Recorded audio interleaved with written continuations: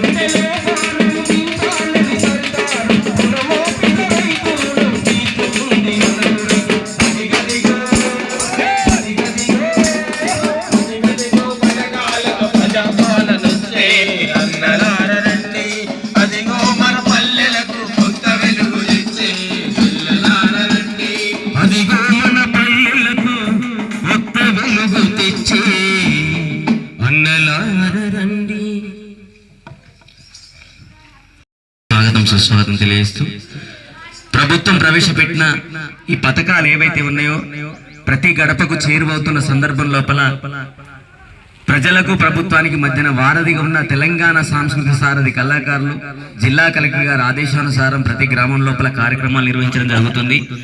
ఇది ఇందులోపల మీకు ఏవైనా అనుమానాలు ఉంటే అవి నివృత్తి చేయడానికి ప్రభుత్వం ప్రవేశపెట్టిన ఈ పథకాల లోపల ఏమైనా అనుమానాలు ఉంటే వాటి తెలియజెప్పడానికి ఈ కార్యక్రమాలు రూపొందించడం జరుగుతుంది. కాబట్టి ప్రతి ఒక్కరూ ప్రభుత్వం నుంచి వచ్చే ఏదైనా పథకం ఏదైనా ఉంటే మనం అర్హులమైతే ఖచ్చితంగా తీసుకోవాల్సిన బాధ్యత మన మీద ఉంది.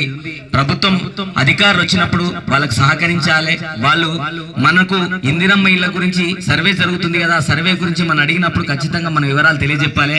అలాగే ఇంకొక పథకం ఏదైతే ఉందో సన్నవడ్లు వేసుకున్న వాళ్ళకి క్వింటాల్కి 500 రూపాయలు బోనస్ ఇస్తానని ప్రభుత్వం ఇప్పుడు దాదాపుగా ప్రతి రైతు అకౌంట్ లోపల బోనస్ పైసలు పడుతుంది.